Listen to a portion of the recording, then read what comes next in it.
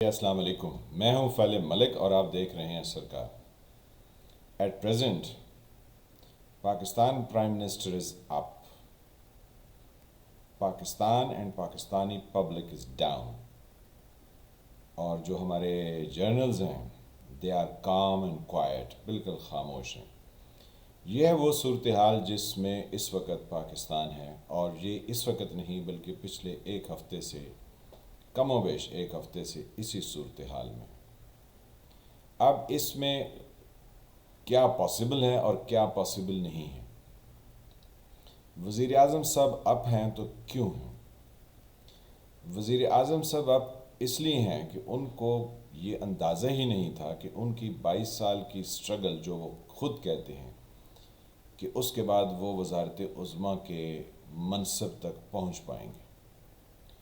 تو جب وہ پہنچ گئے اور پچھلے 3 سال سے وہ ان کو لالی پاپ دیے گئے ہیں، تو ایک بچہ ہوتا ہے جو بچپن میں لالی پاپ سے خوش ہوتا رہتا ہے، لیکن جب وہ بڑا ہو جاتا ہے تو پھر وہ لالی پاپ نہیں لیتا۔ پھر وزیر اعظم صاحب کو پروٹوکول دیے گئے، تو وہ بھی ان کے لیے کینڈی سے زیادہ حیثیت نہیں رکھتے ہیں، کیونکہ اب 3 سال ان کو ہو چلے ہیں اور ان کو آنے والا وقت جو ہے وہ سامنے دکھائی دے رہا ہے۔ صاف ظاہر ہے انہوں نے زندگی کے بہت سارے ماہ و سال کئی طرح کے نشیب و فراز دیکھے، سنے اور سمجھے، تو ان کی جو پریزنٹ کیفیت ہے وہ کہتی ہے نہیں، اب مجھے کمانڈ چاہیے۔ تو یعنی اب وہ کسی طرح کے لالی پاپ سے خوش نہیں ہونے والے، نہ ہی وہ کسی طرح کے پروٹوکول سے خوش ہونے والے ہیں۔ اب ان کو کمانڈ چاہیے، کیونکہ 3 سال سے یس سر وہ سنتے رہے اور انجوائے کرتے رہے۔ اب ان کو پتہ چلا کہ یہ یس سر کے لیے کیا کچھ کرنے کی ضرورت ہے، ورنہ تو یہ ہاتھ سے سلپ ہو جائیں گے۔ تو یہ تو ان کی کیفیت ہوگی۔ اب جو پاکستان ہے اس کی بات ہم بعد میں کرتے ہیں، پہلے ہم کہتے ہیں کہ جی ہمارے جو جرنلز ہیں وہ کام اینڈ کوائٹ کیوں ہیں؟ تو ایک تو انہوں نے اپنی اناؤنسمنٹ کر دی، یعنی وہ تمام چیزیں کہ کس نے کہاں جانا ہے، کیا کرنا ہے، انہوں نے کہا اب تو ہم نے اناؤنس کر دی ہیں، ہمیں کیا، ستے خیراں ٹھنڈ۔ اس کے بعد دوسری چیز، وہ آنسریبل کسی کو نہیں ہے، یعنی اگر آپ نیچے سٹیپ سے اوپر جاتے جائیں تو الٹیمیٹلی جو ہوں گے وہ آنسریبل نہیں ہیں۔ جی وزیر اعظم کا بھی ذکر کرتے ہیں۔ وزیر اعظم صاحب اگر پارلیمنٹ سے اپنی طاقت ڈرائیو کرتے ہیں تو وہ بہر صورت سسٹم میں آتے ہوئے قومی اسمبلی کے آگے جواب دہ ہیں، جہاں ہر چھوٹا بڑا اچھا برا سوال ان سے کر سکتا ہے، جو حقیقت میں ہو رہا ہے یا نہیں ہو رہا اس سے قطع نظر۔ لیکن ہمارے جرنلز خاموش ہیں کیونکہ وہ آنسریبل نہیں ہیں، اس لیے جو انہوں نے اناؤنس کیا ہے وہ اس کی وجہ سے خاموش ہیں۔ پھر ایک تیسری بات وہ یہ کہ چاہے فاؤل ہو چاہے فیئر ہو، اس پر عمل درآمد ہو ہی جائے گا۔ تو یہ تو ان کی ریزنز ہوگی۔ اب آ جاتے ہیں پاکستانی عوام۔ پہلے تو پاکستانی عوام کی اس سسٹم میں کوئی سے نہیں ہے۔ سے کا مطلب کیا ہے کہ ان کی کوئی حیثیت نہیں، اور وہ اپنی اس حیثیت کو نہ تو منوا سکتے ہیں، کیونکہ منوانے کے لیے اس کو پہچاننا ضروری ہے۔ تو پاکستانی پبلک کی ایجوکیشن ہی اس طرح کی نہیں ہے کہ وہ یہ جان سکیں کہ ان کی سے کیسے ہو سکتی ہے، یعنی کسی سسٹم میں ملک کے معاملات کو چلانے میں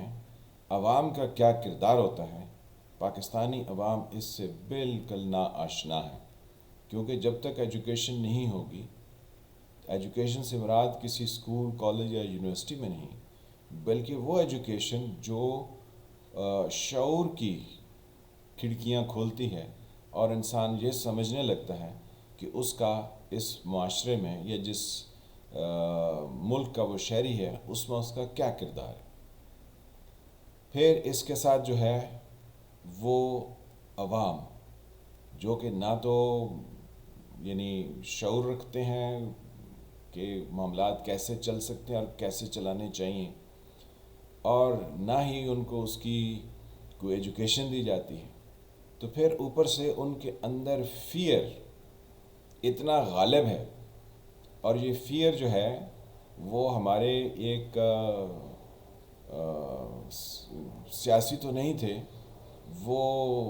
فوجی حکمران تھے، انہوں نے لوگوں کو کوڑے مارے تھے۔ ہماری جو نوجوان نسل ہے ان کو تو ان کوڑوں کی روداد کا علم ہی نہیں۔ وہ کیا کرتے تھے، جب انہوں نے 5 جولائی 1977 کو مارشل لا لگایا تو جو لوگ بولتے تھے ان کو کوڑے مارے جاتے تھے۔ کوڑے کیا ہوتے تھے، ایک سٹک ہوتی تھی اور اس کے آگے بہت باریک کسی آئل میں بھگو کے لیدر رکھا جاتا تھا، کیونکہ جو لوگ کبھی تانگے میں سفر کرتے رہے ہیں یا کہیں پر آج کل بھی تانگا دستیاب ہے، تو وہ جو کوچوان ہوتا ہے اس کے ہاتھ میں ایک سٹک ہوتی ہے جس کے آگے لیدر لگا ہوتا ہے، یعنی چمڑے کی ایک پٹی سی لگی ہوتی ہے، وہ اس کو گھما کے گھوڑے کو مارتا ہے تو گھوڑا دوڑتا ہے۔ تو یہ ہوتے تھے کوڑے۔ وہ خالی کوڑے نہیں مارتے تھے بلکہ وہ پہلے ایک گراؤنڈ میں، جیسے وہ سلیب کا نشان ہوتا ہے اس طرح کا وہ ایک سٹرکچر تیار ہوا تھا، ہر شہر میں ہوا تھا۔ پھر آگے لاؤڈ سپیکر لگائے جاتے تھے، یعنی مسجدوں میں یہ ایمپلیفائر والے سپیکر نہیں ہوتے ہیں، وہ لگائے جاتے ہیں، یعنی ماؤتھ پیس جس کو سزا دینی ہے اس کے منہ کے آگے، اور گراؤنڈ کے چاروں طرف وہ بڑے بڑے سپیکر لگا دیے جاتے تھے اور پھر کوڑے مارے جاتے تھے۔ تو صاف ذرا جس انسان کو وہ کوڑے لگتے تھے وہ تو بہت زور سے چیختا تھا، تو وہ چیخیں اتنی زیادہ ہو گئیں کہ لوگ سہم گئے۔ اب اس چیخنے سے ایک قصہ ہے جو کہ ہمارے پاکستان کے بانی محمد علی جناح یعنی قائد اعظم کے بارے میں ہے، کہ ان کے پاس ایک انوسنٹ آ گیا اور اس نے کہا کہ میرے اوپر بہت گھنونا الزام لگایا گیا ہے، تو میں کیسے بچ سکتا ہوں، کیونکہ ورنہ تو اس کی بہت بری سزا ملے گی، کیونکہ یہ 47 سے پہلے کا واقعہ ہے، اس کے بعد تو سزائیں ختم ہی ہوگی نا، ہر کسی کا قانون اپنا اپنا ہو گیا۔ تو جب ان سے انہوں نے واقعہ سنا، انہوں نے کہا کہ تم نے یہ خاتون کے ساتھ دست درازی نہیں کی ہے، تو اس نے اپنے تمام طرح کے شواہد پیش کیے۔ تو جب حضرت قائد اعظم صاحب کو یقین ہو گیا کہ یہ واقعی انوسنٹ ہے، تو انہوں نے کہا کہ میں نے تمہارا مقدمہ لڑنا ہے، لیکن جو میں کہوں تم نے اس کے مطابق چلنا ہے، اس سے ایک لفظ آگے نہیں بولنا۔ جب عدالت میں گئے تو وہ خاتون حاضر تھی جس نے ان پر، یعنی اس شخص پر دست درازی کا الزام لگایا تھا۔ تو قائد اعظم نے جج صاحب کے سامنے یہ کہا کہ جی میرا جس پر، یعنی میرا جو موکل ہے جس پر یہ الزام ہے دست درازی کا، اس کی سننے کی صلاحیت جو ہے وہ چلی گئی ہے، اب یہ کچھ سن نہیں سکتا۔ تو جج بہت حیران ہوئے، انہوں نے کہا کہ یہ خاتون تو کہتی ہے کہ اس نے اتنی باتیں کی اور اس نے دست درازی کی، تو آپ کہتے ہیں کہ اس کی، انہوں نے کہا جی یہ خاتون کے ساتھ یہ جب ملا اس نے باتیں بھی کی ہوں گی، لیکن جب اس نے دست درازی کی تو یہ خاتون اتنی زیادہ اس نے چیخو پکار کی کہ اس آدمی کی سننے کی صلاحیت جو ہے وہ ختم ہو گئی۔ تو خاتون فوراً بولی، کہتی ہے میں تو چیخی نہیں تھی۔ تو قائد اعظم نے جج سے کہا جی کہ ثابت ہو گیا کہ اس نے کوئی دست درازی نہیں کی ہے، یہ اگر واقعہ ہوا تو رضامندی سے ہوا ہے، لیکن میرا جو موکل ہے وہ کہتا ہے کہ اس نے ایسا کچھ نہیں کیا۔ تو اس شخص کو باعزت طور پر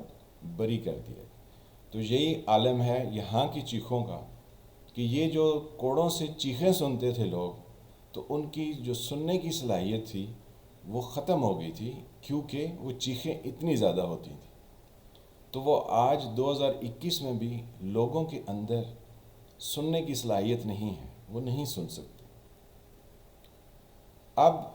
ماجرا ہمارا یہ ہے کہ ہم ملک کو اس نہج پر لے آئے ہیں کہ ہمیں سمجھ نہیں آ رہی کہ کون آگے جائے اور کون پیچھے جائے، کون ود ڈرا کرے اور کون ود ڈرا نہ کرے۔